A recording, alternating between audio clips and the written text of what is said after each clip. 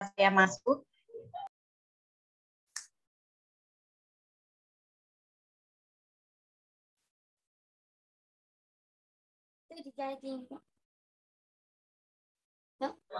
Masuk, Mbak. Bagus, Mbak. Oke, sip. Oke, malam ini kita akan mulai kelas Tapping for Healing ya. Malam ini masih kelas umum, jadi nanti kita akan membahas sesuai tema, yaitu krisis persepsi, paradigma, dan kesalahan paradigma. Itu. Oke, ada banyak yang hadir. Boleh dong chat nama sama alamatnya di mana, biar kita saling kenal.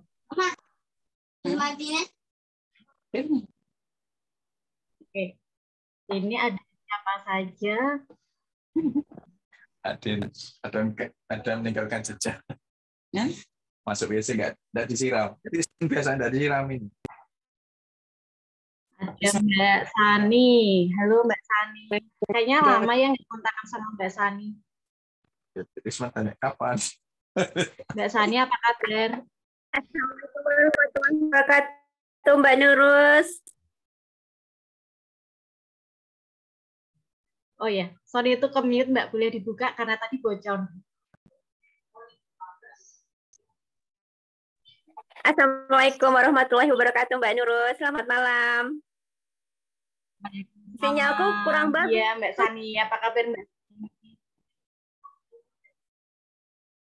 Oh, suaranya putus-putus.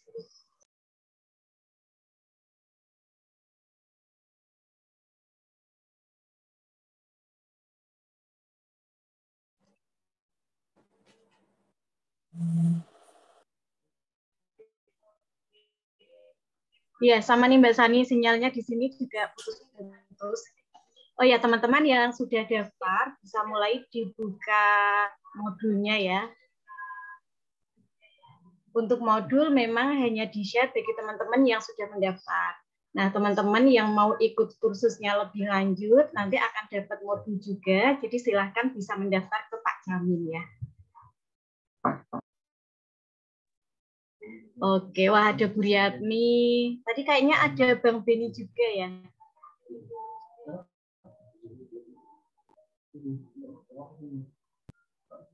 Oke. Ya Kak. Bu Riatmi kapan ke PCI? Oh iya. Kan dapat Pak Beni, bukunya. halo. Ya, halo Kak. Assalamualaikum Kak. Waalaikumsalam. Ini ada anaknya di sini Pak. Ya. Terima kasih. Ya, oke. Bang Aswar, apakah sudah masuk? Sudah. Oke. Bang Aswar mau langsung mulai? Ntar dulu ya, ini kayaknya apa? Sinyal wifi saya kuning. Saya tethering dulu deh. Tethering dulu di HP saya. Oke, siap. Oh ya, ini pesertanya banyak banget nih. Kita boleh dong foto bareng dulu. Dibuka kameranya biar kelihatan yang cantik.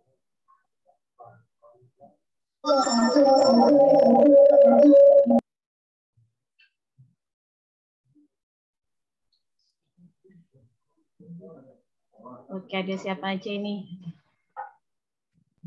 Oh, sorry. Karena ini sinyalnya juga jelek, jadi nggak muncul fotonya. Sebentar ya. Oh, ada Ani. Halo, Ani. Halo, Mbak Nurus. Halo, siapa nih?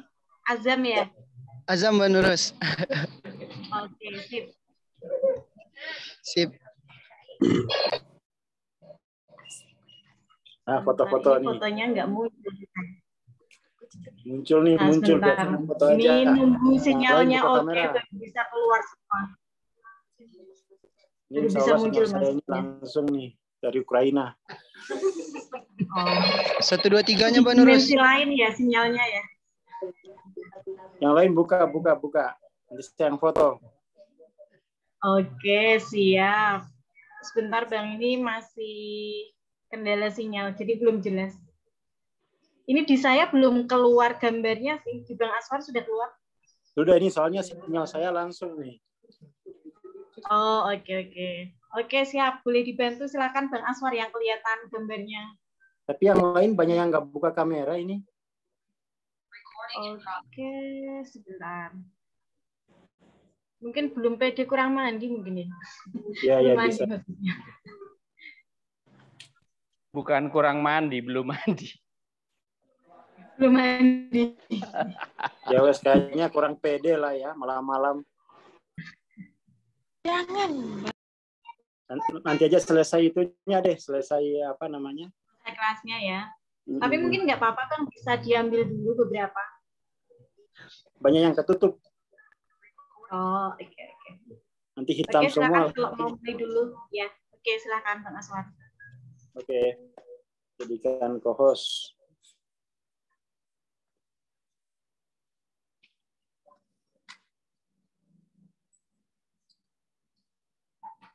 Oke, sudah jadi co-host.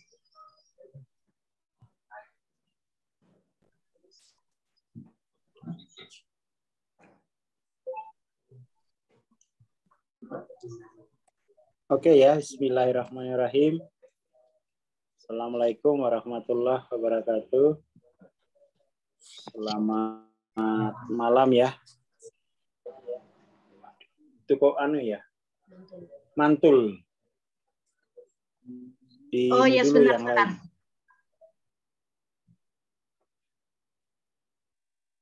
Jen kirimin PDF-ku di teleh.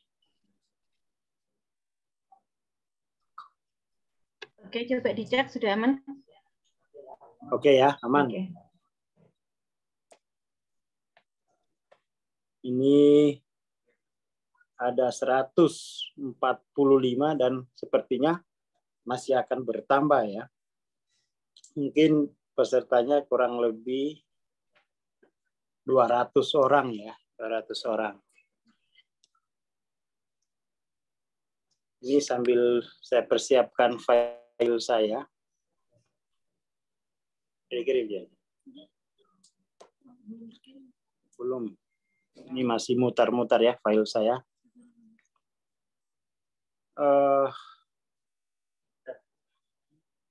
Apa namanya? Yang daftar lewat Mas Jamim berapa, Kang? Yang ini, yang isi apa namanya? Form. Berarti kan yang di luar ini ya, di luar yang sudah yang berbayar gitu.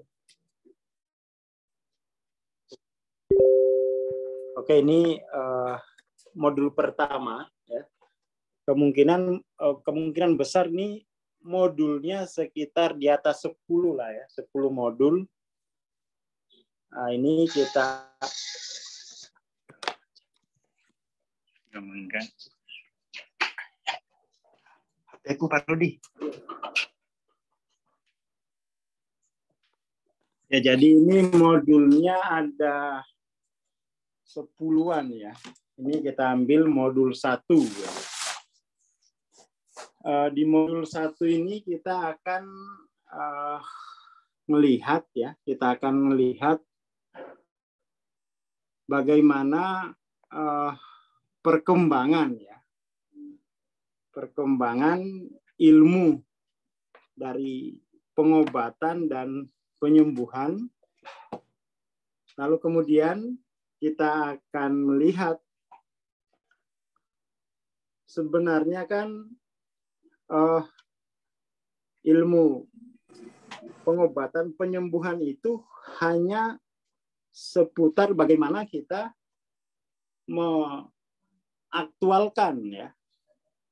mengaktualkan potensi dari dalam diri kita sendiri, ya kan? Poinnya itu di modul nomor 1 ini, bahwa sebenarnya pengobatan dan penyembuhan itu atau ilmu pengobatan, ilmu penyembuhan itu adalah seni untuk ya. Kita bisa bilang sebagai seni untuk mengaktualkan potensi dari dalam diri masing-masing. Itu poinnya gitu ya. Jadi jangan sampai kita memahami ilmu pengobatan, ilmu penyembuhan ini itu tidak terkait dengan diri kita. Dia seni.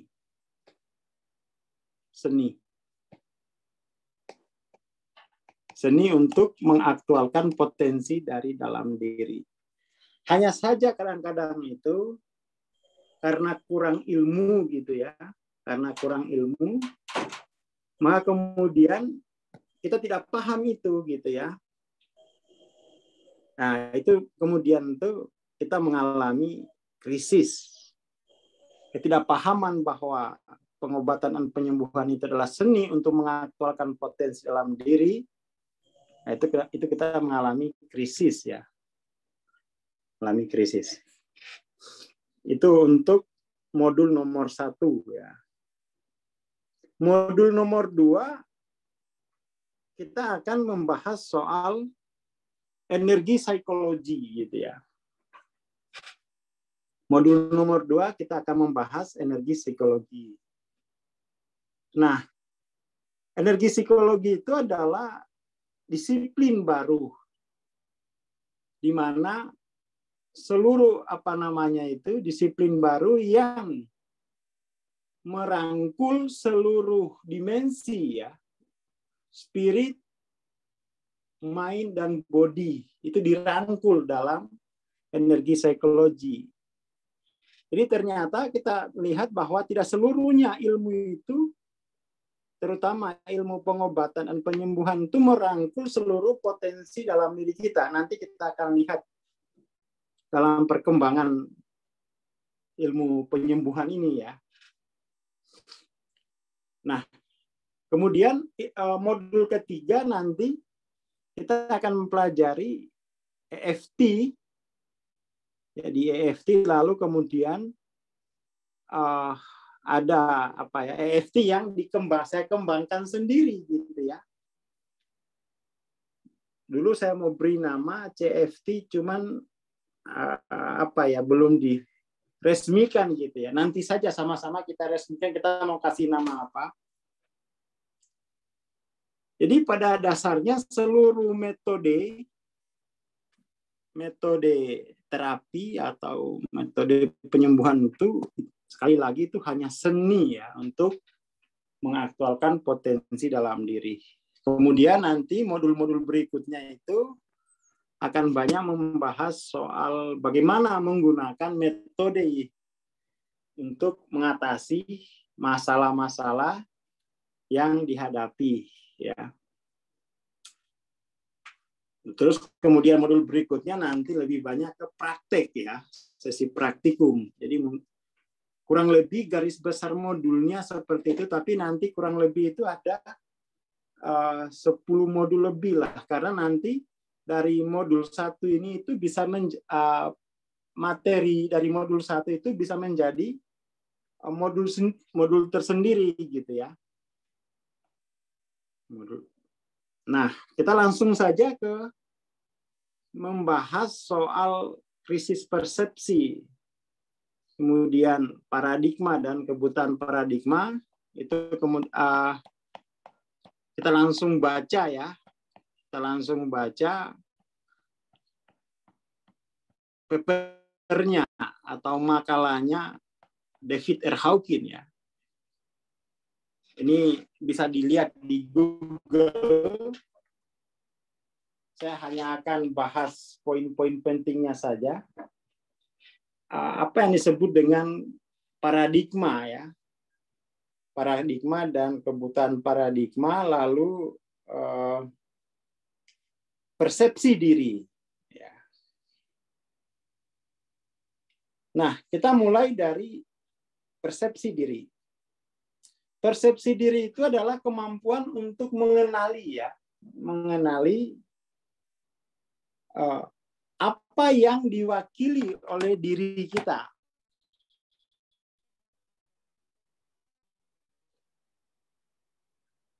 Jadi kemampuan untuk mengenali apa yang diwakili oleh diri.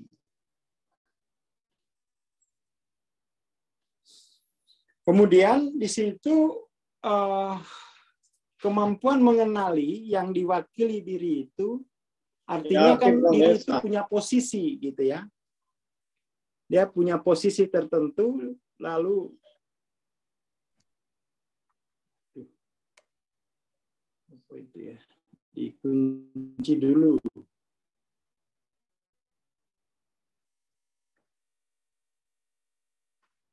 Jadi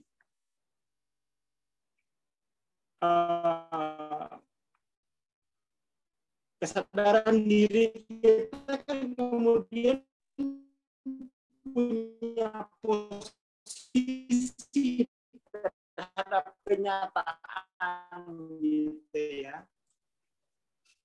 Nah, kenyataan tadi kemudian itu bisa menjadi dasar dari paradigma ya. Jadi paradigma itu bisa dibilang sebagai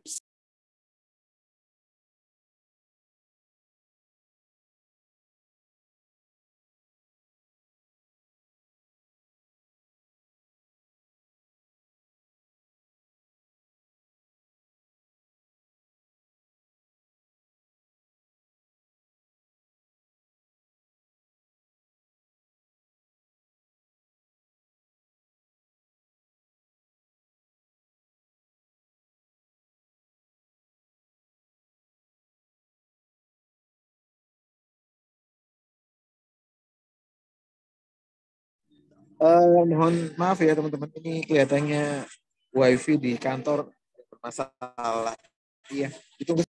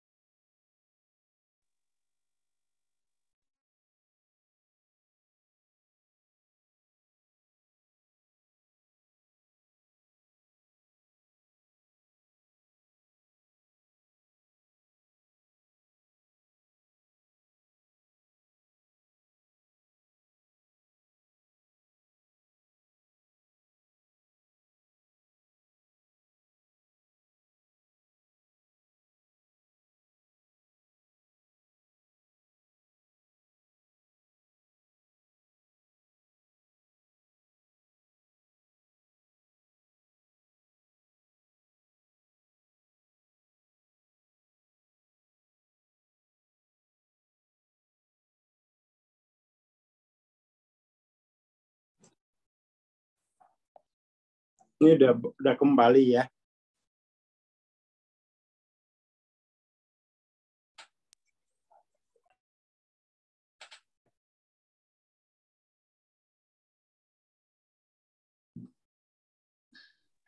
Pakai paketan biasa aja Kang, biar kalau ada down internet apa speedinya langsung bisa itu.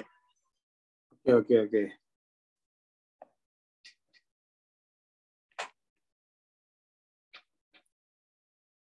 Oke ya, kita lanjut ya. Tadi baru sampai paradigma. Jadi sebelum paradigma itu kita punya posisi ya. Posisi kesadaran diri, dan di situ posisi itu kan berarti dalam kenyataan gitu. Lalu kemudian kenyataan tadi dari posisi itu, dari posisi dalam kenyataan itu, lalu kemudian dikonsep, diangkat ke dalam tataran pikiran. Nah itu yang disebut sebagai paradigma. Kurang lebih begitu proses perubahan dari persepsi diri ke paradigma gitu ya. Nah, di sini ada judul yang menarik, yaitu kebutaan paradigma. Kebutaan paradigma berarti ini berangkat dari kebutaan akan posisi diri gitu kan. Jadi kebutaan paradigma ini berarti ada kebutaan akan posisi diri. Nah, kebutaan akan posisi diri inilah yang kemudian itu melahirkan apa yang disebut dengan kekacauan, kekacauan diri. Setelah kekacauan itu tersadari, barulah kita naikkan levelnya sampai ke krisis, ya, sampai ke krisis. Dan kebutaan paradigma ini sebenarnya dialami oleh seluruh masyarakat, baik di kalangan ilmuwan, pemimpin maupun masyarakat. Jadi artinya ini gejala umum, ya, gejala umum. Dalam hal ini kita akan fokus pada kebutaan paradigma di bidang pengobatan dan penyembuhan, gitu ya. Kebutaan paradigma di bidang pengobatan dan penyembuhan. Di sini Hawking itu membahas kebutaan paradigma dalam pengertian prinsip akademik, ya, dari sebuah pengobatan diversuskan dengan pengobatan yang bersifat klinis. Poinnya itu. Jadi dalam pengertian Hawking, ya, bahwa pemahaman kita akan pengobatan dan penyembuhan ini tidak utuh. Ya kan? Berarti ada ketidakutuhan dalam memahami penyembuhan dan pengobatan, sehingga kemudian ada pengobatan yang sifatnya akademik, ada yang sifatnya klinis. Artinya apa? Ketika misalnya ilmu-ilmu tentang pengobatan, ilmu-ilmu tentang penyembuhan itu terkotak-kotak dan satu sama lain itu saling bertengkar, kan gitu. Artinya kita akan tertarik kepada satu posisi tadi. Kita akan tertarik ke satu posisi, ya kan? Kita akan kemudian mewakili posisi itu, padahal tadi kan sudah kita definisikan di awal bahwa namanya ilmu pengobatan, ilmu penyembuhan itu seni untuk mengaktualkan potensi dalam diri. Bayangkan misalnya,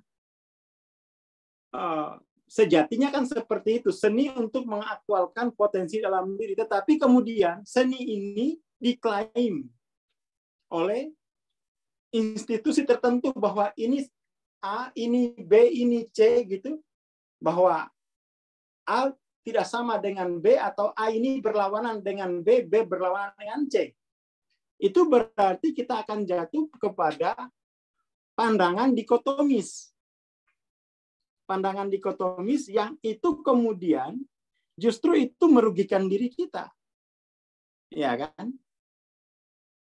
Mestinya kan kalau dijelaskan bahwa seluruh ilmu pengobatan penyembuhan itu adalah seni, maka kita akan rangkul semua itu. Tidak perlu ada versus. Ya kan, tidak perlu ada versus. Itu yang kita lihat di sini, gitu ya. Dari judulnya. Dalam hasil kalibrasinya Hawking, gitu ya, pengobatan yang akademik, maksudnya akademik ini sangat ketat, gitu. Sangat ketat, harus ada bukti ilmiahnya terlebih dahulu, gitu kan. Jadi kan untuk memberikan resep ke masyarakat itu mesti ada terbukti secara ilmiah. Itu maksudnya pandangan akademik dari pengobatan. Sementara pandangan klinis ini lebih longgar gitu. Kalau memang itu ada gunanya, kalau memang itu ada manfaatnya, bisa meringankan penderitaan meskipun belum akademik, itu dipakai dulu deh. Ya kan? Itu dipakai dulu. Yang penting ada gunanya. Tapi akademik enggak. Sebuah katakan jenis terapi yang diberikan ke masyarakat itu harus sudah melalui proses akademik yang panjang gitu ya. Nah, peduli itu misalnya dia harus melalui proses akademik yang panjang gitu ya. Nggak peduli misalnya dia tidak punya kemampuan, keberanian untuk dicoba, diberikan saja dulu gitu, nggak mau. Ini harus ada standar tertentu, yang proses tertentu yang dilewati panjang biasanya sampai disahkan menjadi undang-undang. Itu maksud daripada akademik ya, akademik. Beda dengan yang klinik. Yang klinik ini lebih longgar. Ya kalau memang kata orang itu kalau diminum menyembuhkan ya silakan coba gitu. Nggak harus nunggu penelitiannya kan gitu. Gitu. Nah mestinya kita tidak terjebak pada main versusan ini gitu. Jadi dengan mengikuti kuliah malam ini, kita nggak usah main versusan. Akademik ya bagus, klinis ya bagus, ya kan? Karena masing-masing itu sebenarnya seni tentang bagaimana mengelola, mengaktualkan potensi dalam diri kita. Di sini terlihat bahwa pengobatan yang sifatnya sangat akademik itu terkalibrasi di 440 ya dalam peta Hawking. Sementara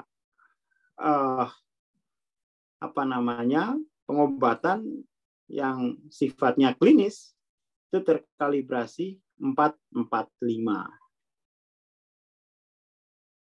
Nah, yang menarik di sini adalah itu adalah tentang intention. Ya. Intention. Jadi kalau yang tadi ada pengobatan yang akademik dan ada pengobatan yang klinis. Lalu kemudian tiba-tiba Hawking memunculkan istilah healer. Kan gitu. Ada healer. Kalau yang tadi akademik itu scientist. Kalau yang klinis berarti klinisian gitu. Tiba-tiba ini dimunculkan istilah healer gitu kan. Istilah healer. Di sini dia kemudian bergeser itu pengobatan. Jadi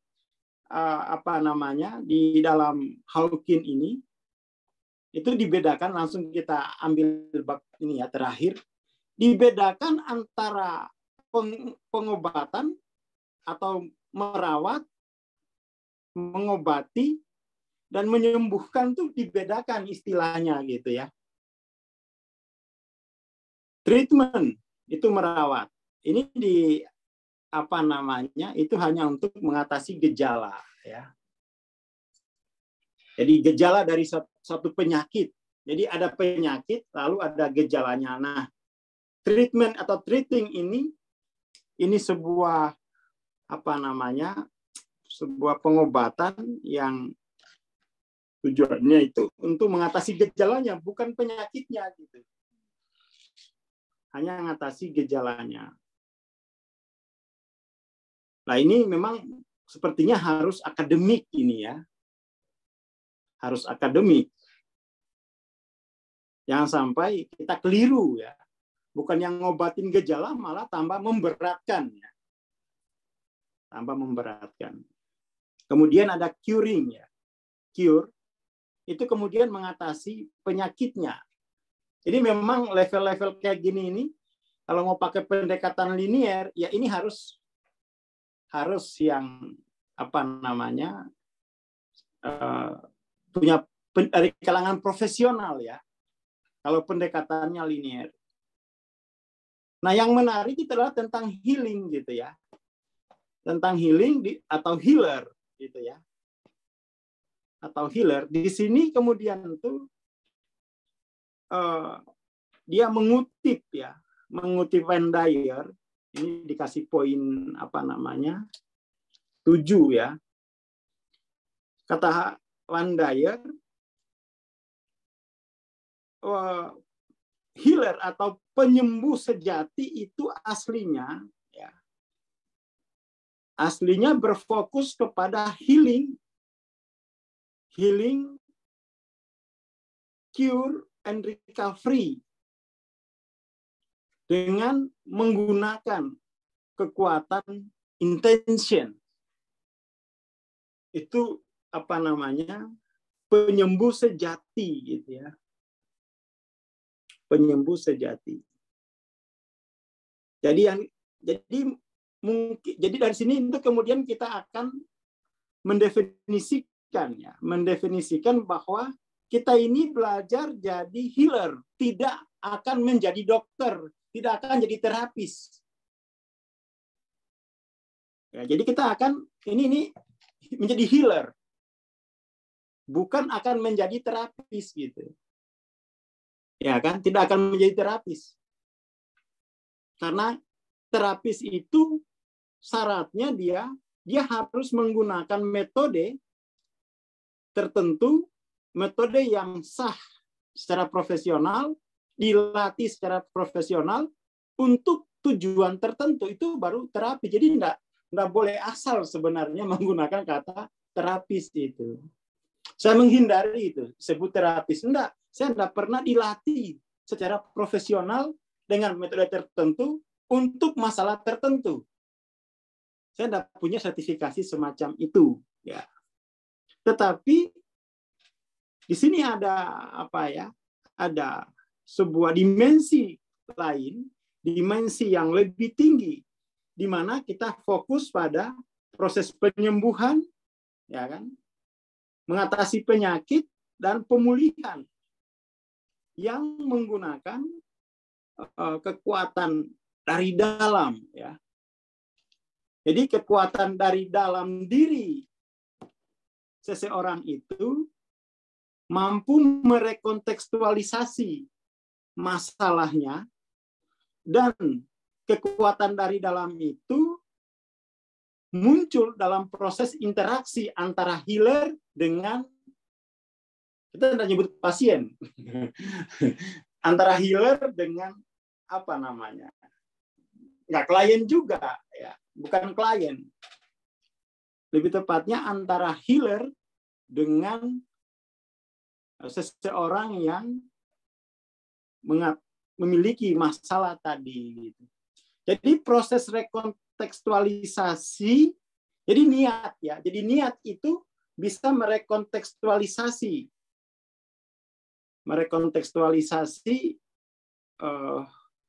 kesadaran diri ya, kesadaran diri healernya maupun yang ada di hadapannya gitu ya. Jadi ini kita jangan sampai itu buta paradigma, buta persepsi diri, lalu salah nyebut, aku terapis. Terus siapa yang latih Bang Aswar? Bang Aswar ditangkap. Bang Aswarnya ditangkap, ya kan? Karena kita buta persepsi diri, buta paradigma, ya. Wilayah yang itu harusnya adalah wilayah akademik, wilayah klinik kita serobot. Gara-gara sudah belajar sama Bang Aswar, itu kita ribut nanti ya, ribut. Nah itu kalau di sidang saya kalah dan saya nggak pernah ngajarin itu gitu. Statusnya ini healer. Jadi ini saya kira untuk kuliah review soal persepsi diri, paradigma, lalu kebutaan paradigma, lalu paradigma dalam pengobatan dan penyembuhan, ada pengobatan akademik, ada pengobatan klinis, lalu ada istilah healer. Setidak-tidaknya kita mesti mengerti ini, ya. Mesti mengerti. Dan kita tidak perlu memversuskan posisi kita dengan posisi yang lain. Oke, itu ya untuk materi soal persepsi diri, paradigma, lalu kebutaan paradigma, dan paradigma dalam pengobatan dan penyembuhan. Nah, ini soal saya gitu ya. Kita masuk, kita coba lihat. Jadi ini ada disclaimer ya. Saya tidak mau berurusan dengan negara. Saya tidak mau berurusan dengan profesi yang sudah mapan gitu ya. Nah, maka kemudian tuh perlu saya definisikan apa yang saya harus kerjakan atau apa yang sedang saya kerjakan. Disclaimer-nya bahwa training tapping for healing itu adalah program ya, sebuah program, sebuah kelas untuk transformasi personal yang berbasis spiritual. Berbasis spiritual itu berarti ada bagaimana kita mengelola potensi awareness, mengelola potensi consciousness, ya kan? Lalu kemudian bagaimana mengelola potensi tubuh kita, khususnya potensi sistem energi tubuh melalui tapping, ya. Untuk mengatasi masalah-masalah tertentu pada fisik. Dan ini harap dipahami, ini adalah kelas, gitu ya. Ini adalah kelas. Meskipun nanti ada praktek, ada praktikumnya ya. Ini kelas dan praktikum. Nah, ini kelas dan praktikum, tapi ini bukan layanan medis, ya. Bukan layanan medis, itu nanti berurusan sama klinis, sama yang tadi kita ini ya, berurusan sama pengobatan akademik. Ini juga bukan layanan psikologis. Ini juga bukan layanan diagnosis. Jadi tidak ada diagnosis, ya. Jadi orang hanya ceritakan apa gejalanya dan saya tidak melayani diagnosis, gitu ya. Juga bukan layanan perawatan, pengobatan atau rehabilitasi. Terus pelatihannya apa gitu. Tapi dalam pengalaman gitu ya, dalam pengalaman baik itu pengalaman individu maupun pengalaman yang diceritakan dalam komunitas-komunitas penyembuhan yang kemudian itu masuk jurnal ya, bahwa proses transformasi personal ini punya efek terapeutik yang kuat dan mendalam, bahkan seringkali radikal gitu. Radikal itu maksudnya untuk proses penyembuhan itu, maksudnya cure gitu ya. Orang setelah mengalami proses transformasi diri, healing gitu ya, itu terjadi curing, terjadi penyakit itu hilang. Kalau sudah penyakitnya hilang ya gejalanya biasanya ikut hilang. Itu namanya radikal gitu ya. Itu radikal. Terus kemudian biar saya tidak dianggap memprovokasi, tidak dianggap memprovokasi masyarakat, saya menyarankan gitu ya. Jika membutuhkan layanan medis, layanan psikologis, layanan diagnosis, perawatan, pengobatan atau rehabilitasi, silakan hubungi tenaga profesional yang sudah disahkan dalam undang-undang yang berlaku dalam Negara Kesatuan Republik Indonesia. Jadi biar saya tidak dianggap memprovokasi masyarakat untuk menjauhi layanan-layanan ini. Nah ini saya tidak mau, teman saya, ya saya udah kursus dulu sama Prof. Sugeng, jangan provokasi ya. Jangan provokasi. Ya, saya belajar paradigmanya dari rekan saya dulu, seorang dokter, ya, pendidik, guru besar itu, Profesor Dr. Sugeng Juwono dulu. Pokoknya jangan diversus-versuskan. Itu ya. Jadi seperti itu. Meskipun dalam proses transformasi personal terjadi healing atau curing itu, ya itu apa namanya, ya kita tidak bisa anggap ini adalah layanan yang apa namanya standar gitu ya. Karena kemudian tuh setiap orang nanti tahapannya berbeda gitu kan. Setiap orang tahapannya berbeda. Ini disclaimer penting biar PCI nggak disegel sama apa namanya itu dinas kesehatan seperti padepokannya Gus Samsudin. Wah nggak mau kita, wah ini apalagi di kantor udah ngaji Alfia gitu ya, bisa-bisa gara-gara tapping for healing disegel nanti.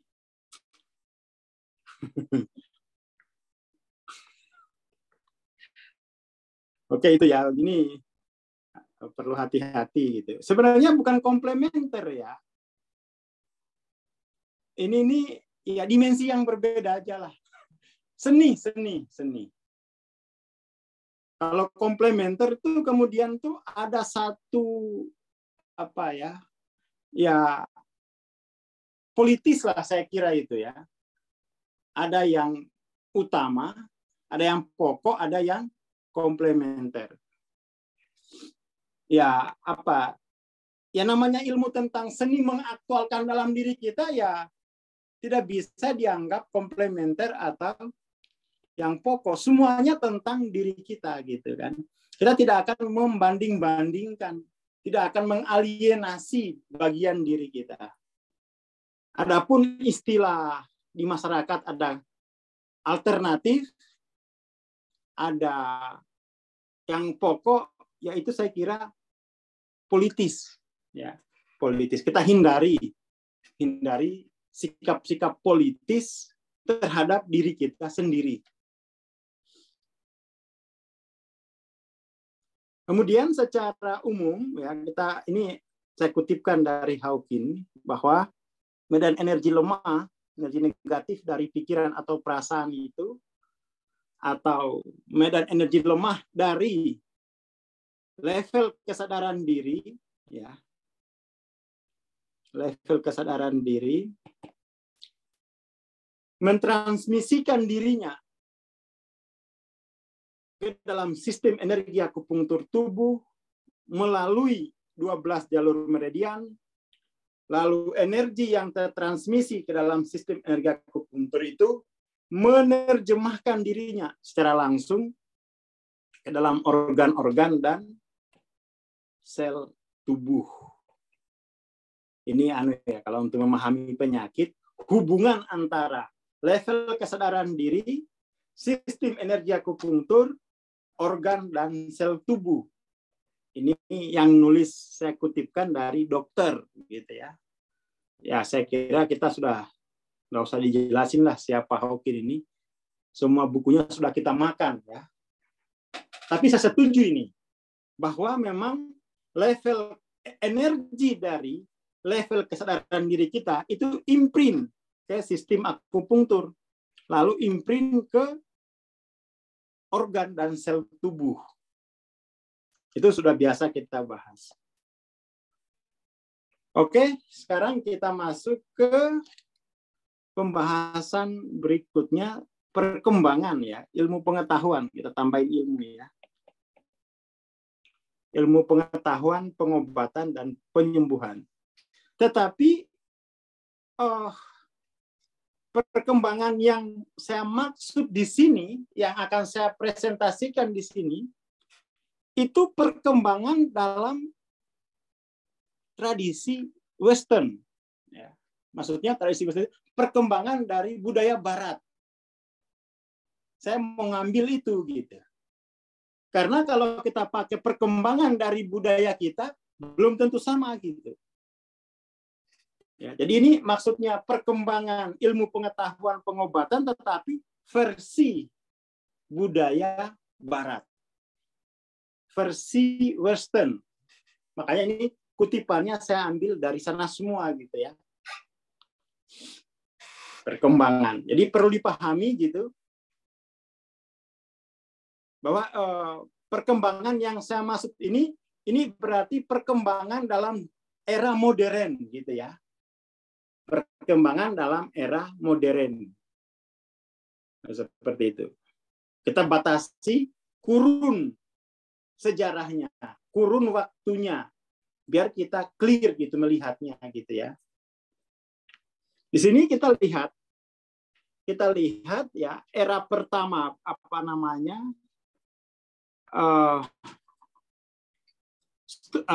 ini pemahaman awalnya ya, pemahaman awal dalam era modern itu ini kan fungsi.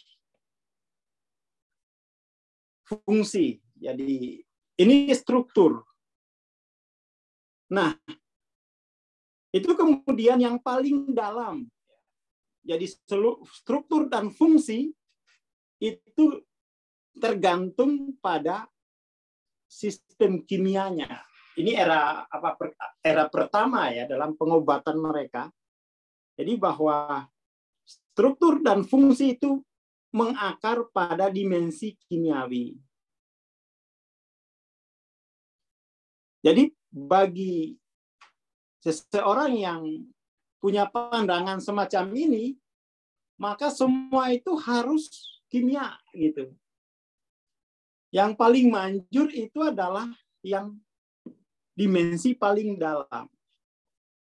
Ya kan? Dimensi paling dalam. Ini perkembangan pertama, ya. Semuanya kimia. Nanti kita akan lihat ini dalam slide berikutnya soal era dalam pengobatan ya. Kita akan lihat. Lalu kemudian ilmu pengetahuan barat berkembang lagi. Dia terus mendalam gitu ya. Terus mendalam. Kita lihat di sini tahapan kedua itu bahwa ada dimensi yang lebih dalam dari kimia. Ada dimensi yang lebih dalam dari dimensi kimia. Ini berarti sudah masuk ke dimensi fisika dia, elektromagnetic energy field. Electromagnetic energy field. Nah ini saya kutip dari ini ya, William Tiller. Jadi electromagnetic energy field ini hanya salah satu bentuk energi dalam ruang materi. Saya harus sesuaikan saja ya dengan aslinya, tetapi sesungguhnya energi field dalam ruang materi itu banyak. Nanti jadi bukan hanya elektromagnetik, tetapi ada juga yang lain. Yang lain itu apa saja? Ini saya ada datanya nih. Ya kan? Jadi ada datanya, nanti kita akan bahas di ini lain ya, di apa namanya, di bab lain, bahwa energi di dalam ruang waktu itu bukan hanya yang sifatnya elektromagnetik, ada juga yang sifatnya brainwave. Jadi kalau gelombang otak itu berubah, kimiawi berubah. Itu kategorinya brainwave. Ada juga kategori, kalau ini kan tadi ya, yang dikutip Tiller itu electromagnetic field. Ada juga subtle energy. Nah, ada subtle energy yang di dalam pemetaannya Tiller ini hanya Tiller ini seorang fisikawan ya. Fisikawan, fisika material gitu. Jadi di sini kalau kita tambahin berarti ada brainwave. Brainwave. Ada subtle energy gitu ya. Subtle energy. Jadi mungkin kita bisa pahami ya apa yang terjadi beberapa tahun lalu, misalnya Dr. Warsito bikin helm gelombang elektromagnetik untuk mengatasi kanker gitu kan. Tapi pada akhirnya diusir dari negaranya gitu ya. Prakteknya ditutup, dianggap tidak sah. Karena memang sekarang ini yang sah itu ini. Masih kedokteran molekuler namanya. Belum masuk ke kedokteran energi gitu ya. Belum masuk ke kedokteran energi. Nanti kita akan bahas bahwa subtle energy itu sudah masuk kedokteran energi lewat pengobatan akupunktur itu.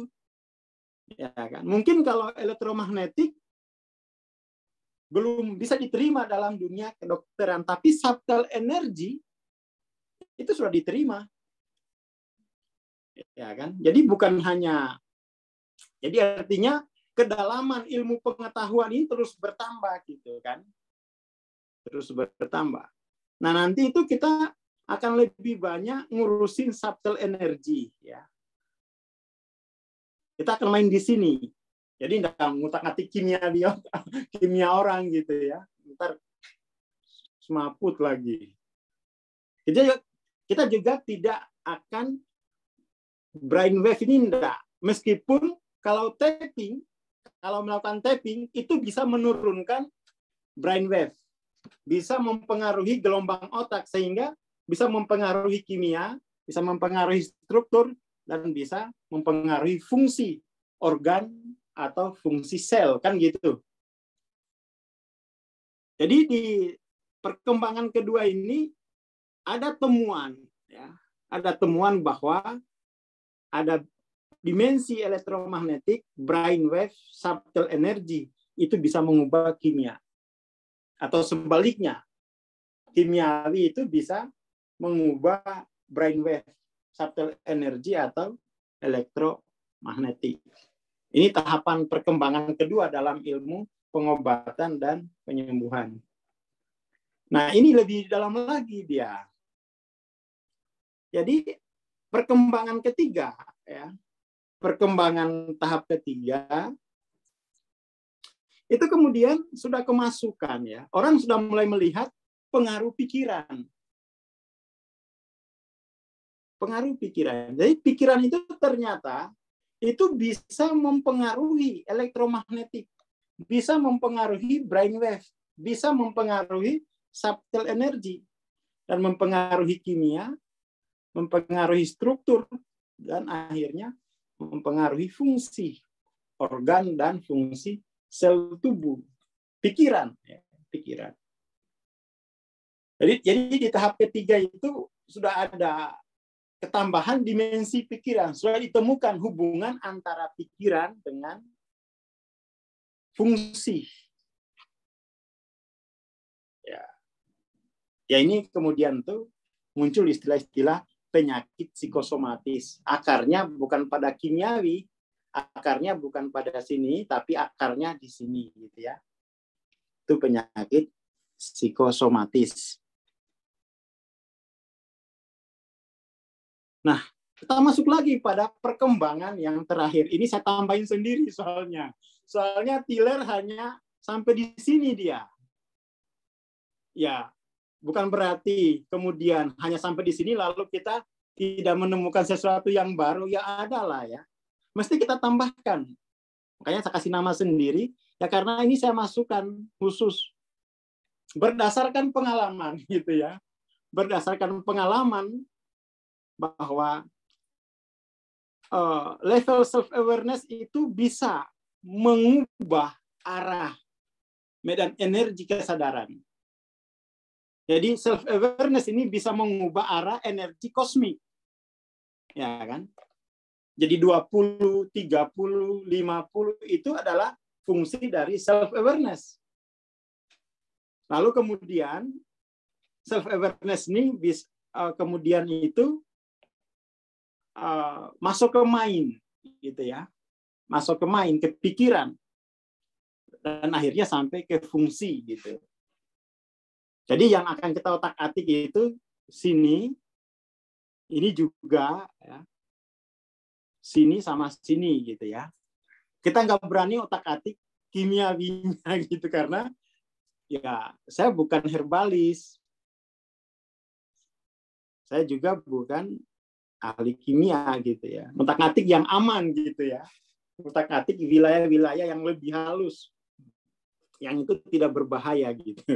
Jadi ini kita tambahin sendiri karena Tiller tidak menambahkannya Ini saya tambahkan berdasarkan kajian dari bukunya Hawking. Harap diingat bahwa ini adalah perkembangan dari Barat. Mungkin kalau kita melihat Timur, mungkin itu yang pertama itu dari sini dulu, self-consciousness. Iya kan? Baru pikiran, baru energi hidup, baru terakhir kimia gitu kan. Kalau kita mau melihat mungkin tradisi pengobatan penyembuhan dari Timur. Yang maju duluan itu adalah self-consciousness-nya. Hanya saja memang kelemahan Timur ini dijadikan ilmu rahasia. Dijadikan ilmu rahasia ini hanya diturunkan ke pewarisnya.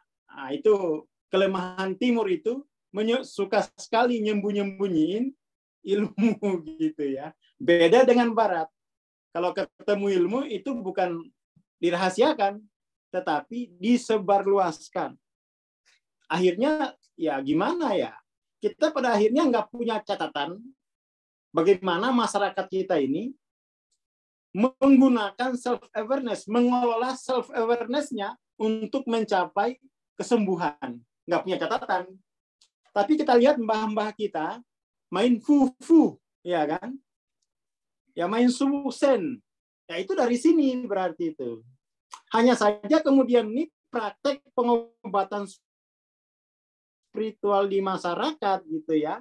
Ini kemudian menjadi apa ya? Karena tidak didokumentasikan ya. Bagaimana spirit itu, mungkin juga spirit itu tidak terdefinisi. Akhirnya ini menjadi hutan rimba gitu kan. Muncullah polemik-polemik seperti hari ini. Ya kan, dukun dengan pesulap merah misalnya. Itu sebenarnya menurut pandangan saya karena memang kita tidak rapi mendokumentasikan aspek spirit atau dimensi spirit dari kemanusiaan kita ini gitu. Akhirnya yang penting yakin, padahal itu Barat yang sini saja sudah jadi ilmu pengetahuan. Kita masih main rahasia-rahasiaan. Ya kan? Padahal sudah jadi ilmu pengetahuan. Nah, ini jangan sampai kita apa ya? Ketinggalan gitu ya. Jangan sampai kita ketinggalan. Nggak apa-apa kita apa ya? Di obat-obat kimia itu kita enggak partisipasi sama sekali. Bahkan jamu-jamuan kita itu udah nggak ditinggalin ya. Udah dipatenin oleh yang lain. Tapi yang ini jangan sampai kita nggak ngurus. Ini adalah dimensi dalam diri kita. Jadi ini kan potensi-potensi dalam diri kita sendiri. Bagaimana mengaktualkan potensi ini? Itu namanya ilmu penyembuhan, ilmu pengobatan. Melalui dipancing secara kimiawi, ya bisa sembuh, ya bisa. Dipancing dengan brainwave bisa kalau memang masalahnya pada level brainwave. Tapi kalau misalnya masalahnya pada level main dipancing dengan kimia yang nggak jalan gitu. Karena memang masalahnya di sini. Ya kan? Kalau masalahnya di sini dipancing dengan ini yang nggak bisa gitu. Tapi bukan berarti yang dimensi-dimensi yang lain ini salah, enggak, bukan salah, hanya tidak tepat dalam pengertian itu bukan di situ problemnya gitu ya. Problemnya bukan di situ. Dan memang tahun berapa ya? Tahun 2009 ya, 2009 saya pernah ngobrol-ngobrol bertiga antara saya, Profesor Sugeng dengan almarhumah ya, baru meninggal bulan lalu, almarhumah Profesor Wasila Rohma, bahwa penyakit masyarakat hari ini itu bahkan dia berani ucapkan 99% sampai 100%. Ini dimensi ini nih warga. Dimensi ini. Ya kan? Di dimensi itu. Karena secara kimia ini sudah diregulasi sebagus mungkin. Orang nggak mungkin minum racun kecuali teman saya mau minum baygon. Nah, itu upaya bunuh diri itu ya, bukan penyakit. Ada ya, ada di kantor ini ya beberapa orang yang punya pengalaman aneh. Jadi ada yang minum Bodrex 16 biji, mau merekayasa kimiawi tubuh untuk mematikan fungsi organnya, fungsi sel-selnya, alias mau bunuh diri. Aduh, gimana ini ya? Ada yang minum baygon, rekayasa kimiawi gitu ya. Ya bisa, memang bisa. Ya kan? Jadi harapannya begini gitu ya. Bangsa kita ini kan kalau ngomongin spiritual tuh tidak jelas pemetaannya gitu. Kemarin saya nonton di YouTube sampai Jibril dipanggil-panggil. Bril, sembuhin Bril. La ilaha illallah. Ada Bril, bawain uang. Jadi kita ini memang kalau ngomongin spiritual tuh apa ya? Belum menjadi ilmu pengetahuan. Masih dogma. Ya, masih dogma. Yang penting yakin. Maksud saya dengan adanya kelas Tapping for Healing, kemudian tuh bangsa kita bisa apa? Lebih maju gitu ya dalam tradisi, dalam seni penyembuhan dan pengobatan, bahwa spiritualitas itu ini loh level kesadaran diri gitu. Nggak usah dulu kita panggil-panggil kingdom lain, dikit-dikit jin. Ya kan? Ya meskipun itu ada, tetapi ya itu dari kingdom lain kan. Malaikat gitu. Padahal itu masih di level sini gitu kan. Jadi harapannya ini apa ya, dengan Tapping for Healing, saya memberanikan diri nambahin ini gitu. Karena memang pendekatannya ini beda ya. Dan kita sudah kuliahkan sekian puluh tahun, sekian puluh bulan gitu ya. Kalau ngajar ini saya udah puluhan tahun, udah lebih dari 10 tahun. Tapi dulu belum ada Zoom. Jadi bahwa yang mengubah arah energi kosmik masuk ke pikiran, lalu mengganggu energi tubuh, mengganggu kimiawi, mengganggu struktur, itu adalah level self-awareness. Seperti yang dikatakan oleh Hawking, bahwa energi dari self-awareness itu ditransmisikan melalui sistem energi akupunktur, lalu kemudian masuk ke fungsi sel dan organ. Tentu saja itu melalui fakultas pikiran atau belief system. Jadi ini perkembangan perkembangan yang keempat. Dan ini sebenarnya saya sengaja tambahin, bukan berarti di barat belum tahu, sudah tahu. Hanya saja saya ngikutin pemetaannya William Tiller ya.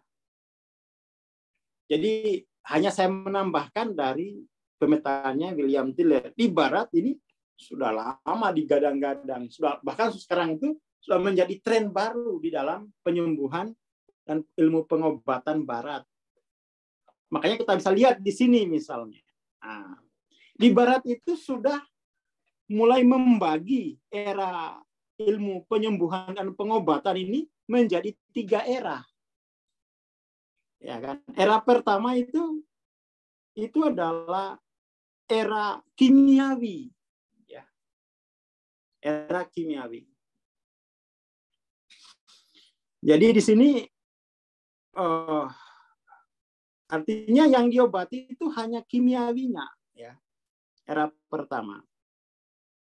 Kemudian secara filosofis dipahami bahwa tubuh kita ini berfungsi seperti mesin. Berfungsi seperti mesin. Ada bagian-bagian dan ada sistemnya, ya. Jadi ini kita mau lihat. Jadi perkembangan tadi ini, perkembangan itu kita bagi menjadi 3 era dalam pengobatan dan penyembuhan ya. Era pertama itu era material ya. Jadi era pertama itu kalau kita pakai ini, berarti dia sampai di sini. Ya kan? Sampai di sini. Lalu ini jadi era kedua. Ini era 1, ini era 2, berarti ini kemudian menjadi era ketiga. Ya kan? Artinya di era ketiga ini berarti itu penyembuhan itu menyeluruh, ya, sudah menyeluruh. Tapi era ketiga ini belum ada rumah sakitnya. Kita coba lihat dulu ya, coba lihat dulu. Jadi tubuh itu dianggap sebagai sebuah mesin, ya. Lalu dilihat di sini bahwa pikiran itu, kesadaran itu tidak dimasukkan sebagai faktor yang mempengaruhi kesehatan atau penyembuhan. Bayangkan tuh, di era pertama ini, pikiran itu tidak dianggap tidak ada dampaknya. Perasaan itu tidak ada dampaknya dalam kesehatan dan penyembuhan.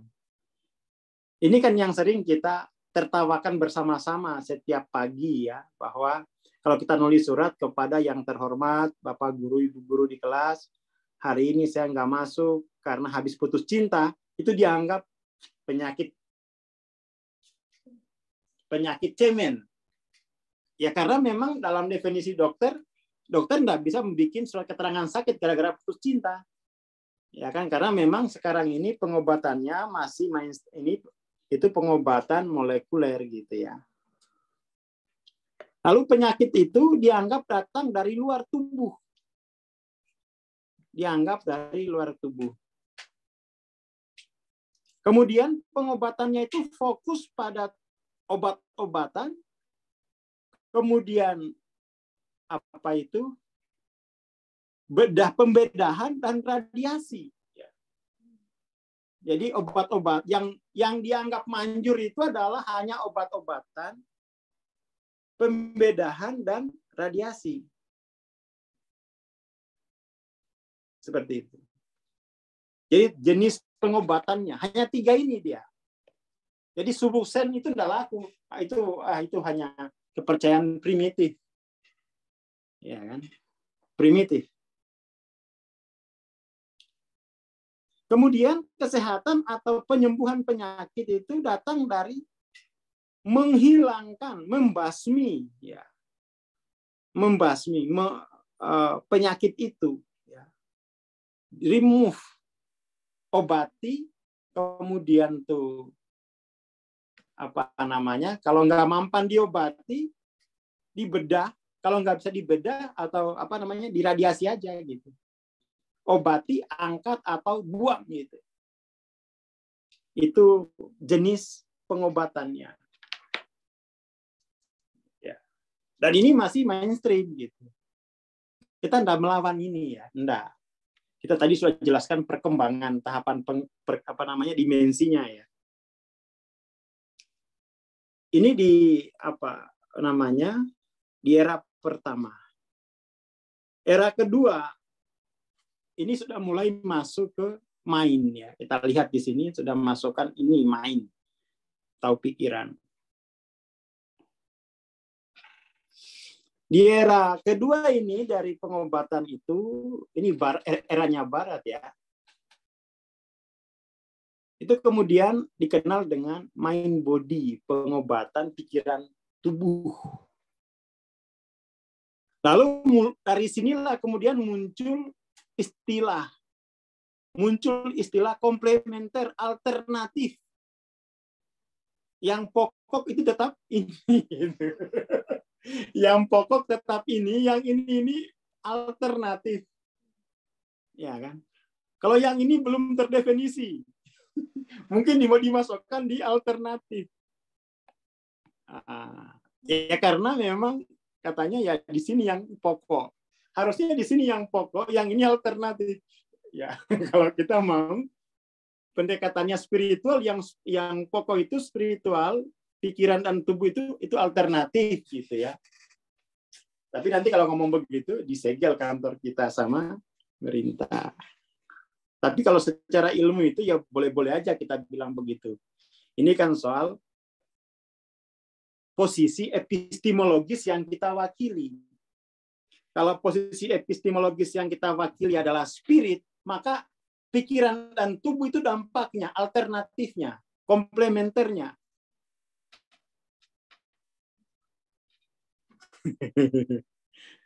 Nah, ini juga ini. Ada anggapan bahwa ilmu ketabiban ada hubungannya dekat dengan bakat turunan. Ya karena nggak terpetakan dengan baik gitu kan. Nggak terpetakan dengan baik. Nggak diilmui. Semua itu ini dianggap itu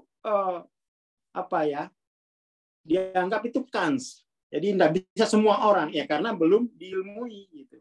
Makanya harapannya kita ya kita mainnya di sini aja. Kita bikin sebuah era baru, kita main di era ketiga aja gitu. Tetap saja sebagai ilmu. Jadi nggak minder berdiskusi. Loh ini penyembuhan tuh udah 3 gitu. Nggak bisa disebut perdukunan ini, tahayul nggak ada ilmunya sendiri. Sudah ada sainsnya kan gitu. Jadi harapannya ini nanti dengan memahami ini, ketika praktek tapping itu tahu posisinya gitu. Aku itu mainnya di sini, efeknya ke sini, efeknya ke sini. Kan gitu. Ya kan? Jadi jangan kemudian tuh, dokter nggak mampan. Psikolog nggak mampan. Yang mampan hanya era ketiga. Nah, itu cari musuh. Itu kita melakukan pola pikir dikotomis. Memversus-versuskan. Padahal kalau kita lihat tadi di sini, ini bukan versus, ini kedalaman potensi manusia. Lalu setiap kedalaman ini membutuhkan seni untuk mengaktualkan potensinya gitu kan. Ada seninya. Ada seninya. Nah, ini pentingnya kita di awal-awal ini kita mempelajari ini ya, mempelajari era. Kemudian di era pikiran ini sudah muncul istilah stres sebagai sumber penyakit. Kalau yang era pertama kan sumber penyakit itu sesuatu yang datang dari luar tubuh, maksudnya itu dari luar kulit. Ya kan, dari luar kulit. Kalau di era kedua ini stres.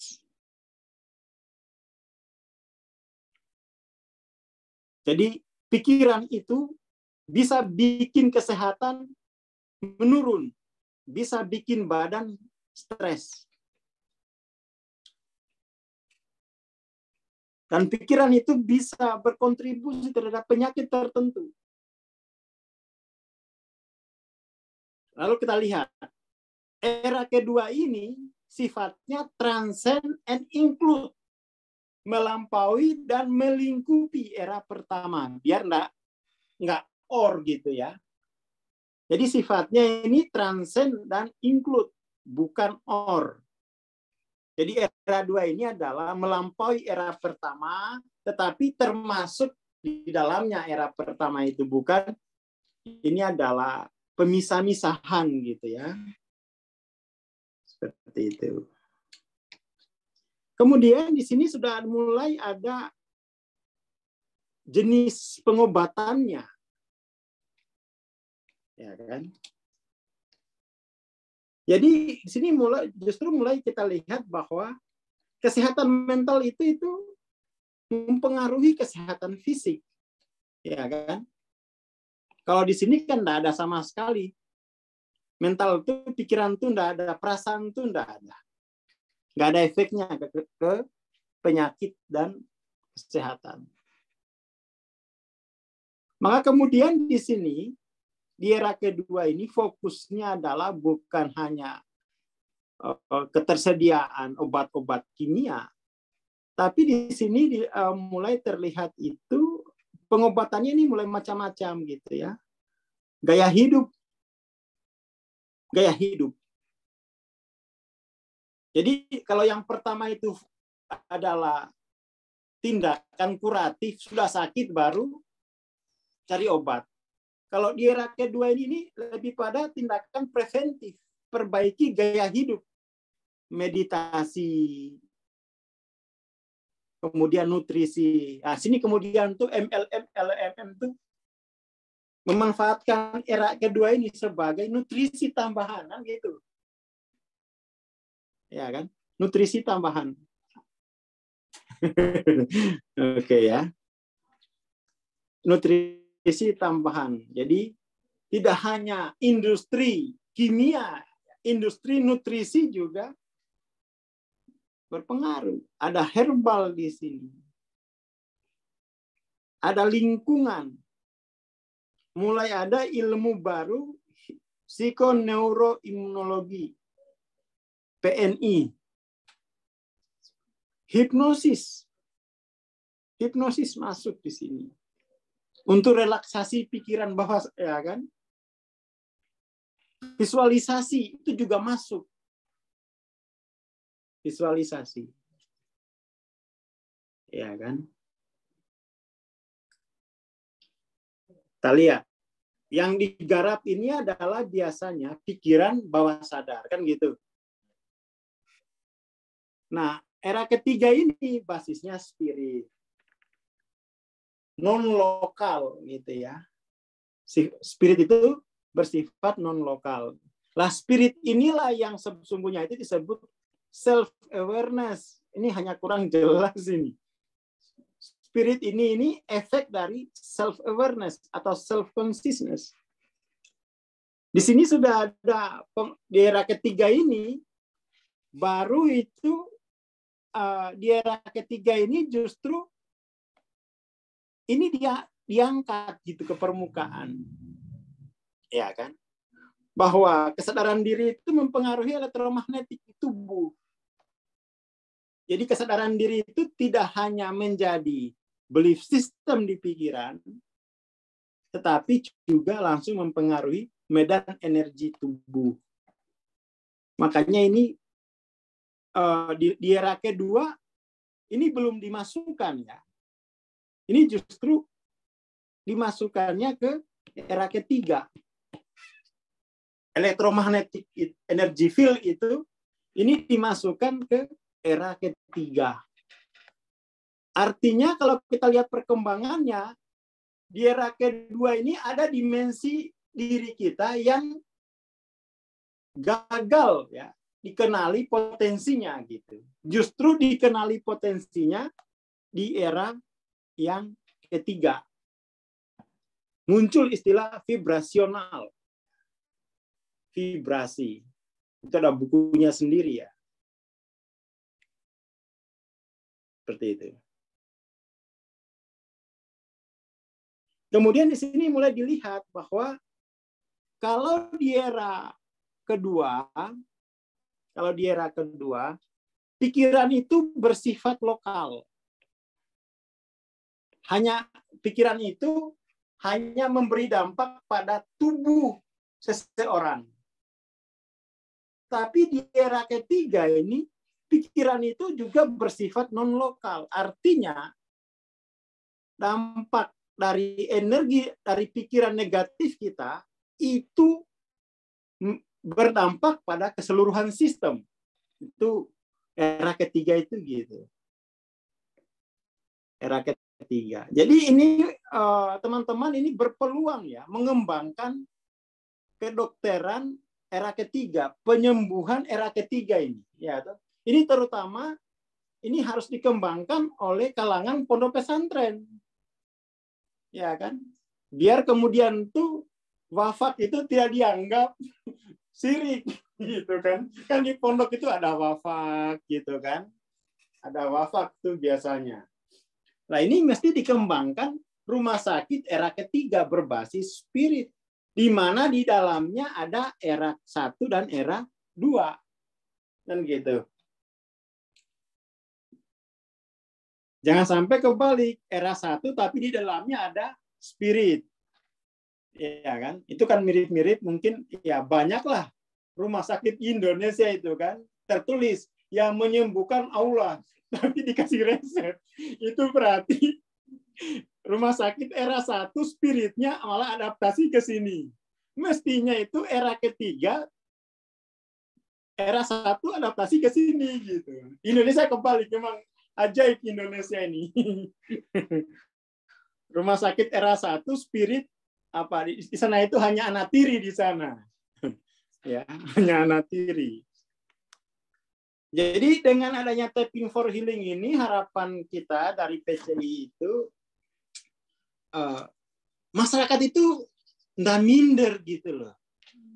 Bahwa ilmu kita ini ya sama-sama ilmu, nggak sama-sama ilmu dengan yang di sini, sama-sama ilmu gitu loh.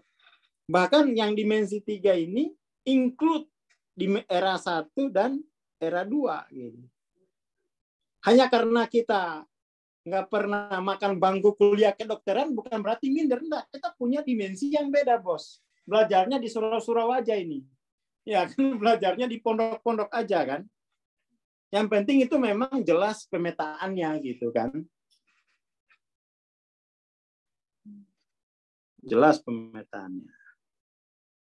Jadi di sini justru kita lihat di spirit ini ada dimensi self awareness. Lalu ada dimensi energi yang di sini gitu. Ya kan? Itu tambahan gitu ya. Jadi bayangkan itu, kita bayangkan potensi diri kita ini belum tuntas. Belum tuntas disatukan sebagai satu ilmu yang bersifat interdisiplin, masih terkotak-kotak. Ya kan, masih terkotak-kotak. Bahkan tiap kotak ini bermusuhan dengan kotak yang lain. Terutama yang 1 dengan yang 3 ini. Wah, ini kan ya kan. Jadi di era ketiga ini kita lihat, ini ada subtle energy. Ada informasi. Ya. Ada informasi, cahaya, suara, getaran. Itu membawa informasi. Punya level kalibrasi kesadaran gitu kan. Nah ini mulai muncul nih Mbak Rara gitu ya dengan mangkok saktinya itu kan. Ya itu kalau seandainya kalau dia pintar masukkan ke sini loh, ini aku era ketiga bos, jangan dianggap nggak rasional, ya kan? Ini era ketiga ini. Tapi karena mungkin belum healing ya, jadinya gimana ya? Bayangkan di langit ada AC, remote-nya saya pegang. Nah. Mestinya itu non lokal istilahnya, ya kan? Non lokal. Dan penyembuhan itu bisa bersifat non-lokal gitu.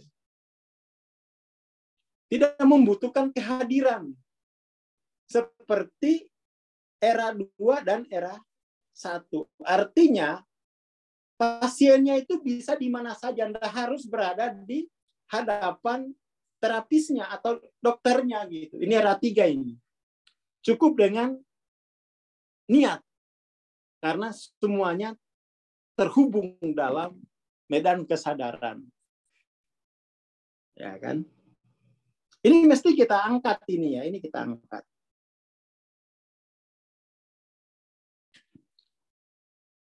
Oke. Kemudian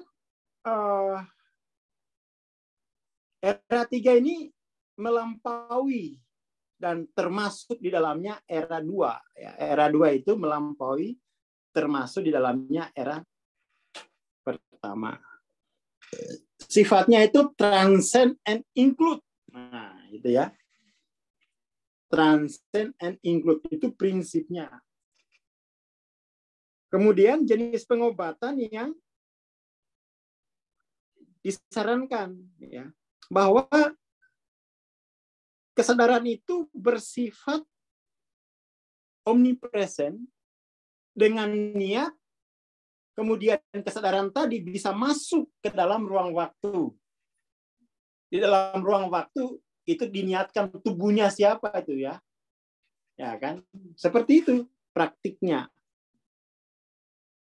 Jadi bisa dengan doa, bisa dengan distance healing, bisa dengan transpersonal imagery, ya kan? Artinya kekuatan-kekuatan ilahiyah diniatkan untuk diniatkan untuk, kalau selama ini kan kita lebih banyak menggunakan kekuatan transpersonal untuk yang di alam lain, di alam kubur.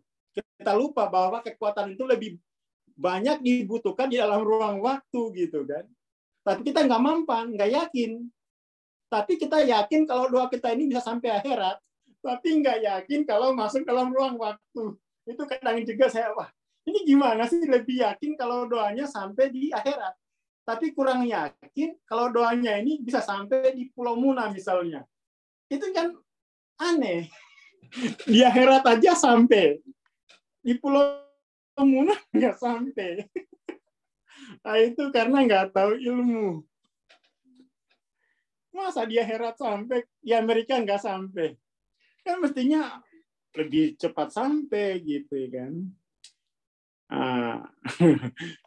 Ini pentingnya kita belajar Tapping for Healing ini memahami modul 1 ya. Modul 1. Di sini kemudian karena di era ketiga ini, selain spirit yang ditemukan itu punya dampak pada penyembuhan, dia juga ada subtle energy. Subtle energy pada akhirnya diterima di barat. Yang awalnya itu dari timur dulu. Tapi di barat diterima akhirnya. Awalnya dianggap, ini pasti uka-uka ini. Ya kan? Jadi ini sejarah orang barat ya. Yang kemudian tuh menyentuh kebudayaan. Jadi ini eranya ini versi barat gitu ya. Karena mereka yang punya dokumentasi yang rapi, yang nggak main rahasia-rahasiaan gitu. Yang nggak main, kalau kita ini serba rahasia, pokoknya.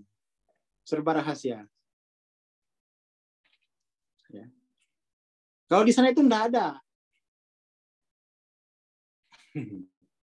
Jadi ini spirit, sikap barat itu perlu kita tiru. Egaliter dalam ilmu. Enggak ada lagi ini hanya terahnya ini yang dapat. Kalau bukan terahnya ini enggak fungsi. Gitu ya. Itu harus kita tiru spirit barat. Spirit sikap egaliternya terhadap ilmu.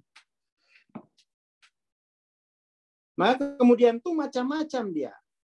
Jadi yang berhasil itu untuk jenis pengobatan penyembuhan apa saja. Apa saja. Yang itu memiliki menghasilkan vibrasi positif, yang itu bisa menghasilkan energi positif. Jadi ada benda-benda tertentu yang menghasilkan energi positif. Tetapi yang paling kuat itu adalah level awareness. Level awareness. Oke, ini 3 era pengobatan itu saya kira bisa memperjelas posisi kita gitu ya. Bisa memperjelas posisi kita. Nanti itu dalam energi psikologi ini juga digarap. Digarap. Jadi energi psikologi ini menggarap semua. Sampai tubuh juga digarap lewat tapping-tappingnya itu. Lewat tapping-tapping. Jadi pada akhirnya era ketiga ini menggarap semuanya gitu ya. Nah ini kita dimensinya seperti ini. Oke, kita lanjut. Nah ini ada evolusi pengobatan gitu ya. Kalau yang ini dari Leridosi, kalau yang ini dari, ini orang Solo kayaknya ini, Mas Tassone, ya Swan Tassone gitu. Makanya kita harus banyak membaca gitu ya, harus banyak baca buku biar ketemu gitu. Era 1 ini adalah supremasi genetik. Era 1 ini namanya supremasi genetik. Era kedua itu supremasi epigenetik. Supremasi epigenetik. Epigenetik. Sini nanti teman-teman perlu baca biology of belief, ditambah bacaannya gitu ya. Biology of belief biar tahu apa pergeseran apa dari genetik ke epigenetik. Ini nanti kita akan bikin modul sendiri nih ya, soal epigenetik. Kita akan bikin modulnya sendiri. Lalu era ketiga ini metagenetik. Digadang-gadang sebagai metagenetik. Mari kita lihat bedanya gitu ya. Ini udah 9:30 aja ini ya. Udah 1,5 jam. Nggak terasa gitu. Lanjut. Lanjut ya. Ini harus masih banyak kan. Jadi era 1 ini era supremasi genetik. Makanya dia genetik itu kan bahan bakunya itu kan protein ya. Protein kimiawi ya tuh. Makanya dia semuanya itu basisnya kimia. Jadi di era 1 ini kita lihat orientasinya itu hanya badan. Manusia itu badannya toh. Pikiran itu hanya efek dari badan gitu. Jadi pikiran itu, spirit itu hanya efek dari badan. Seperti halnya bunyi dari dua telapak tangan yang bertabrakan. Itu hanya efek. Jadi kekuatan itu memang itu hanya physical power gitu ya. Jadi artinya penyakit atau kesehatan itu pure fisik. Maksudnya begitu. Pure fisik. Impersonal. Jiwa itu enggak ada, enggak ada jiwa. Enggak ada jiwa. Enggak ada jiwa itu. Bukan enggak ada seseorang itu enggak ada. Ini hanya murni mesin biologis. Mesin biologis. Lalu ada ini untuk subconscious mind yang digarap. Subconscious mind. Dan ini potensi animalistik ya, potensi animal, potensi kebinatangan gitu. Domain materi, ya kan, kode-kode DNA dan DNA. Makanya disebut supremasi genetik.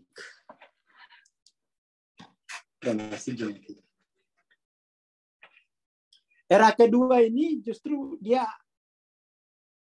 fokus ke pikiran ya. Ditambah dengan pikiran deh. Ya. Kalau yang pertama itu adalah supremasi genetik, kekuatan fisik, kekuatan material begitu. Di era kedua ini, era epigenetik ini, sudah ada the power of positive thinking gitu ya. Jadi ada kekuatan pikiran. Lalu kemudian tuh pusatnya di otak. Pikiran itu pusatnya di otak. Ya. Bersifat lokal maksudnya. Bersifat lokal. Terus kemudian ini mulai ada personal ya. Jadi jiwa itu personal. Ya kan? Kalau impersonal jiwa itu enggak, bukan personal. Kemudian orang mulai fokus pada pikiran sadar. Pikiran sadar. Pikiran sadar. Conscious mind. Kemudian di sini potensinya potensi individualistik ya. Bahwa ya pikiranku ini terdampak ke tubuhku sendiri gitu. Ya kan? Kemudian domainnya adalah cahaya dalam ruang waktu. Cahaya. Ya, ada cahaya. Di sini ada suara gitu ya. Dibedakan. Kemudian pusatnya itu adalah tidak lagi ke DNA, tapi ke protein, sel membran. Nah ini yang dibahas oleh Bruce Lipton. Cepat dibaca buku Biology of Belief-nya, biar tahu sejarah ini. Gitu. Bagaimana dulu orang mengira bahwa perilaku itu dari kode DNA. Ternyata dari protein membran. Itu dibahas di BOB ya, silakan dibaca. Kemudian lingkungan itu menentukan. Penentunya itu bukan DNA, tapi lingkungan. Lingkunganlah yang memberi stimulus pada sel membran yang itu kemudian memerintahkan RNA ya untuk berekspresi tertentu.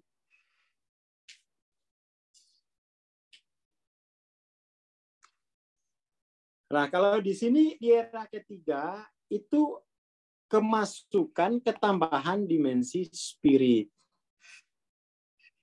Spirit ini jargonnya power of positive feeling, gitu ya. Kekuatannya itu adalah hati, jantung. Bukan lagi kepala, tapi jantung. Nanti kita akan di buku Becoming Supernatural, di sana ada istilah koherensi antara jantung dengan otak dengan tubuh. Ya, ini jantung.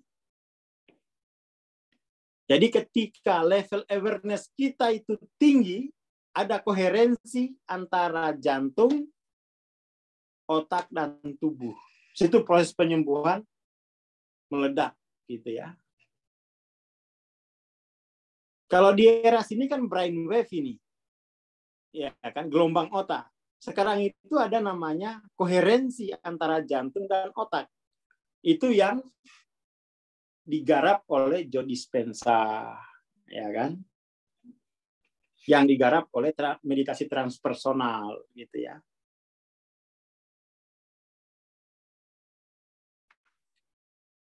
Era-eranya ini apa? Nanti saya di bukunya saya lupa tahunnya gitu ya.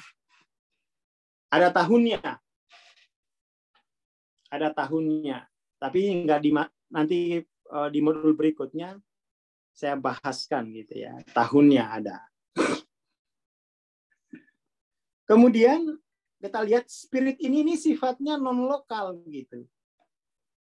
Spirit itu meliputi seluruh ruang waktu, makanya disebut non lokal. Ya. Sifat dirinya transpersonal. Kalau yang di sini ini diri itu hanya tubuh, tumpukan materi. Kalau di sini sudah diri itu transpersonal, meliputi melampaui yang personal gitu ya.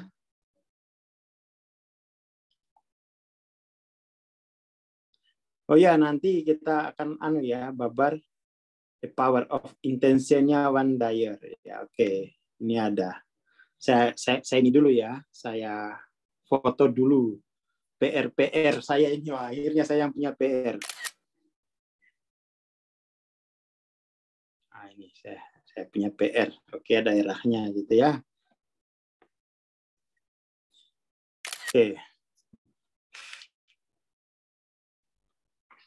Jadi sifat dirinya transpersonal. Ya kan? Kemudian pikiran itu adalah superconscious, higher self.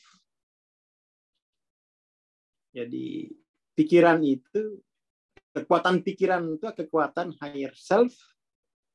Kemudian unitarian itu wholeness, ya, atau oneness. Tidak individualistik lagi, tapi ya mungkin kalau kita ini non-dual aja ya. Individualistik, ini dualistik. Sifat kesadarannya itu, kalau yang sini animal, kalau ini sifat level kesadarannya itu individual, kalau yang di sini itu mesti non-dual. mesti la ilaha illallah intinya gitu. Ya kan? Kalau di sini dilihat itu adalah potensi DNA. Ngomongin potensi. Bukan ngomongin soal ekspresi apa namanya. Jadi di sini ini ngomongin kan perubahan ada 3. Ada yang kalau di sini ini perubahan yang sifatnya ekspresif. Perubahan ekspresif. Ya kan? Itu kalau di nahwu sorof itu ada apa namanya? Murob apa ya? Kemasukan irobnya itu loh. Itu perubahan ekspresif. Kalau di sini perubahan yang sifatnya transformatif. Transformatif. Kemudian akarnya itu consciousness gitu ya. Akar perubahan itu bersumber dari consciousness. Perubahan itu berakar di alam consciousness atau self consciousness. Ketemu sudah ini, kita mau garap di sini. Jadi intinya begini. Masing di era dimensi di era metagenetik ini, masing-masing orang itu melalui proses transformasi diri bisa menjadi penemu. Ternyata penyembuhan spiritual itu mensyaratkan satu hal, yaitu transformasi diri. Nah. Sementara di sini, di era kedua itu, tidak perlu transformasi diri. Cukup berpikir positif. Yang penting positif. Positive thinking. Ya kan? Nah ini bedanya. Kita mau menyambut era ketiga, metagenetik, mesti mastering dalam melakukan transformasi diri, baik secara individu maupun secara kolektif. Nah, itu ketemu kita.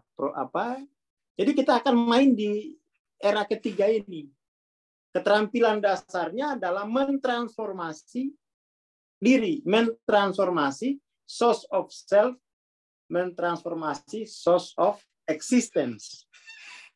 Nah, jadi jikir-jikirnya, ritualnya itu berdampak terapeutik, berdampak pada penyembuhan, dan itu bukan keajaiban dalam pengertian orang awam. Enggak, ini ilmu. Ini pengobatan era ketiga. Lebih mahal dari dokter. Tentu saja era ketiga ya. Ya kan? Wong harus transformasi. Kalau di sini 5 juta, ya di sini dikali 10 aja lah. 50, di sini ditambahin 10 gitu. Kan mestinya begitu. Jangan kemudian di sini ya 5.000. Wah, ini kita kadang-kadang ini memang kurang pintar karena enggak ada rumusan kayak gini. Di sini 5.000. Di sini 50 juta. Akhirnya enggak ada orang yang mau belajar era ketiga, spiritual. Kenapa? Harus ikhlas. Kemudian tuh keikhlasan itu menghilangkan nilai ekonomi, naif. Jangan kemudian tuh istilah ikhlas itu tapi menghancurkan nilai ekonominya. Gitu kan? Seperti itu. Nah, ini mesti kita karena tahu eranya, pasang nilai ekonominya. Ya kan? Ya 50 juta sini. Sini 10 aja, sini 5 gitu. Yang sampai kebalik. Sini 2 batang rokok. Ya kan? Nah, kita akhirnya itu tidak menghargai bahwa ini dimensinya sulit. Kuliah kedokteran nggak sampai ke sini gitu. Kuliah psikologi nggak sampai ke sini. Ini hanya yang punya basis transformasi diri yang sampai. Lebih mahal. Lebih mahal. Ya kan? Jangan gratis. Jangan semua gratis. Terus untuk apa orang belajar kalau kemudian tidak ada nilai ekonominya? Ya kan? Akhirnya uang kan nilai ekonomi ke sini semua. Ini nggak dinilai ekonomi. Kenapa? Gara-gara kita tidak tahu nilai ekonomi daripada spirit itu sendiri. Nah, ini dengan pemetaan kayak gini ini mulai, aku akan habis-habisan nih mempelajari penyembuhan pengobatan era ketiga ini. Moga-moga bisa jadi rumah sakit. Ya, kita aja yang belajar gitu ya. Wong ini ada rumah sakitnya, ini harus juga ada. Tapi bukan rumah sakit, rumah pencerahan. Jadi era ketiga ini rumah sakit itu rumah pencerahan. Karena hanya dengan transformasi diri itu berarti ada proses pencerahan. Oke ya. Nah, ini kita coba lihat ada lagi model. Ada lagi model trilogi kesehatan. Selama ini kita hanya berpikir bahwa kesembuhan dan kesehatan itu hanya datang dari kimia. Ya kan? Kesembuhan dan kesehatan, penyakit dan pemulihan itu hanya melalui proses kimia. Enggak. Mental juga gitu ya. Jadi kesembuhan dan pemulihan kesehatan itu bisa datang melalui mental. Bisa datang melalui struktural. Misalnya sini ada tukang pijat, memperbaiki ini dia, itu bisa sembuh orang. Jangan diremehin profesi tukang pijat itu. Jangan diremehin. Itu sama berharganya dengan yang di sini. Sama berharganya dengan yang di sini. Hanya saja kalah dalam polemik kebudayaan. Yang kebudayaan material itu mengangkat yang ini, merendahkan yang ini. Kan gitu. Tukang pijat lah. Ya kan? Padahal itu dokter itu. Dokter dalam kebudayaan kita. Memang bukan profesi dokter, tapi itu sama berharganya gitu ya.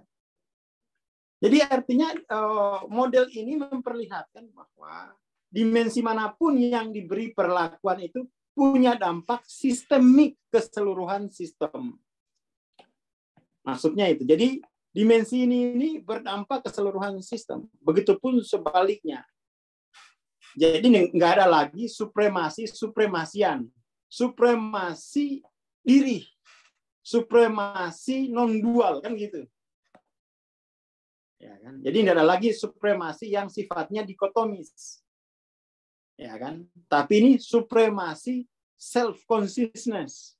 Supremasi kesadaran diri. Di dalam kesadaran diri ada tubuh, ada pikiran, ada spirit. Nah, itu yang paling pokok.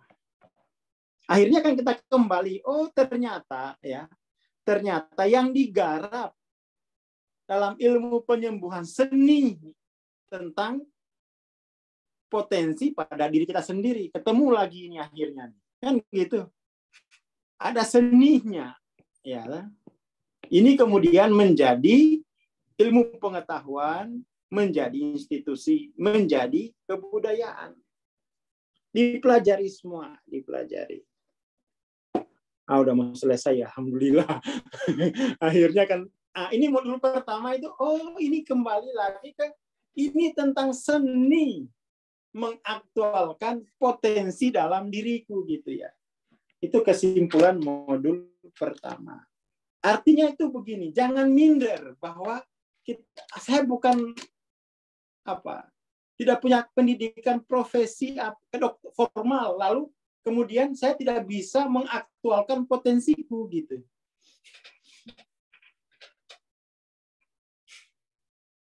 Ini cat supir truk dapat 5.000. Aduh.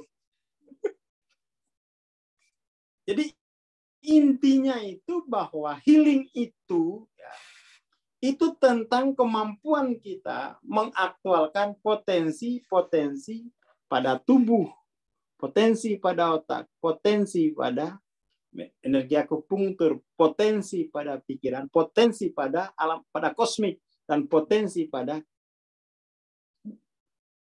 akar kedirian kita.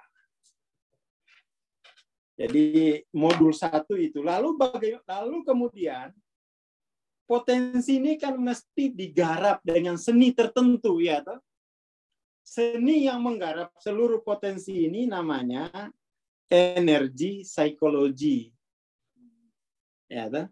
Energi psikologi. Terus harus ada nama ilmu pengetahuan baru yang merangkul seluruh potensi ini. Itu nanti akan jadi materi di modul kedua. Saya akan cerita tentang energi psikologi gitu ya.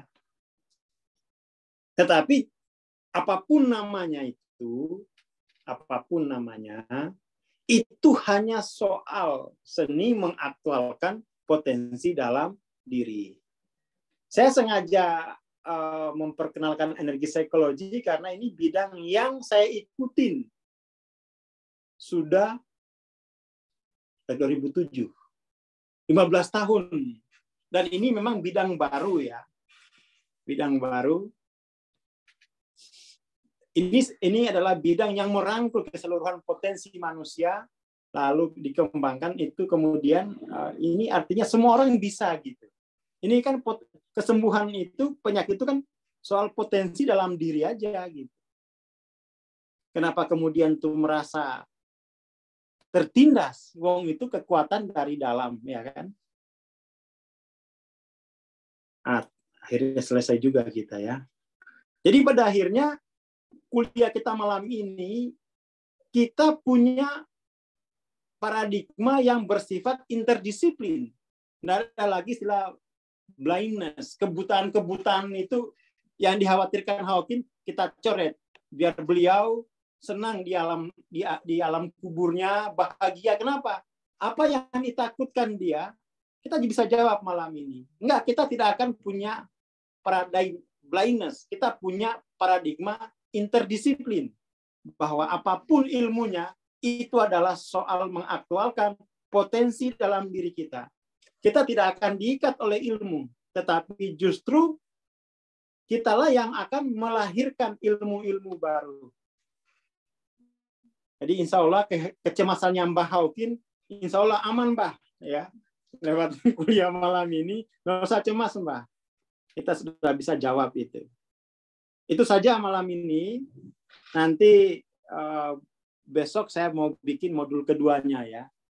Modul keduanya ini ya masih bisa untuk umum, tapi dia harus ikut modul 1. Kalau nggak ikut nanti bingung tiba-tiba kok sampai di energi psikologi. Matur nuwun, selamat malam. Assalamualaikum warahmatullahi wabarakatuh. Kang, halo. Ya, siap. Ini format prakteknya gimana, Kang? Ini banyak Oh, yang nanti. tanya. Praktek itu nanti bersama-sama. Oke. Waktunya, Kang, mungkin? Waktunya nanti lebih banyak. Kita potong 50% waktu TBP untuk praktek kita gitu ya. Oh, berarti pagi, praktek Kang ya? era ketiga. Rencananya pagi, Kang ya? Pagi, malam, terserah itu yang penting. Nanti kan ini banyak operatornya. Saya dibantu oleh Jenny. Kan timnya banyak nih, Pak Rudi. Ya. Bisa memandu praktek untuk Oke. pengobatan penyembuhan era ketiga. Siap. Terima kasih. Sudah di kantor nih banyak pasukannya nih. Oke. Terima kasih, Bang Oswald. Matur nuwun. Udah menemani sampai malam ya, sampai jam 10.